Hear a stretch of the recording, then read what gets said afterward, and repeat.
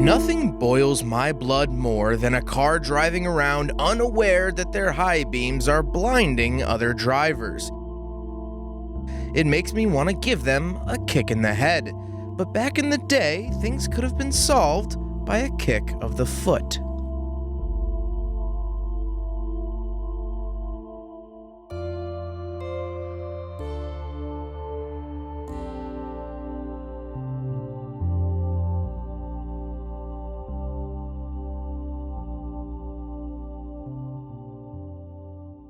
In the early years of the automobile, there was no standardization in automobile controls.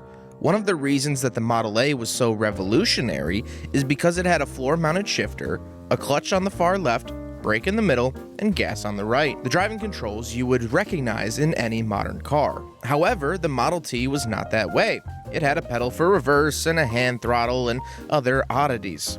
Similarly, there was no standardization for other controls. Car makers put the light switches where they wanted. My Model A has them in the center of the steering wheel. As time went on, more cars started getting high beams, and an easy way to integrate them was to add their own switch. Most American car makers went with foot-operated buttons in their cars. There were two reasons for this. It was easy to install in the car, and the switches were really cheap. You could use the same switch in almost every model with little to no modification. Also, with the rise of automatic transmissions, there was a vacant spot in the car where the clutch pedal would normally go. Now, manual transmission cars still got floor-mounted high beam switches, but the designers were now thinking more about automatics and less about manuals. These switches lasted all the way up through the 1970s, where they began vanishing as a different car feature was on the rise: front-wheel drive.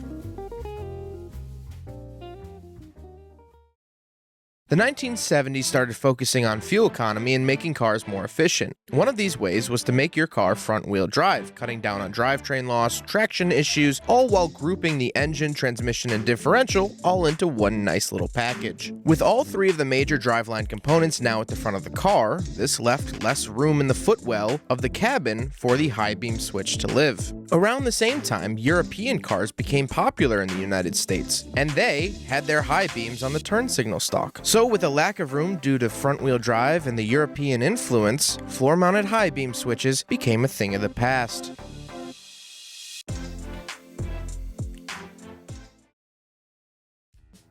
Also, since I have you here and we're in the area, foot-shaped gas pedals. They were a fad in the late 1950s and ran through the 1960s. It was a cool hot rod thing to do, but in practicality they were very large, clunky, and this often meant that they had to be mounted at a weird angle depending on the car and shape of the gas pedal underneath. So they quickly went out of fashion. However, Jegs still makes them. You could still buy them for your car today, but a weird little gas pedal trend.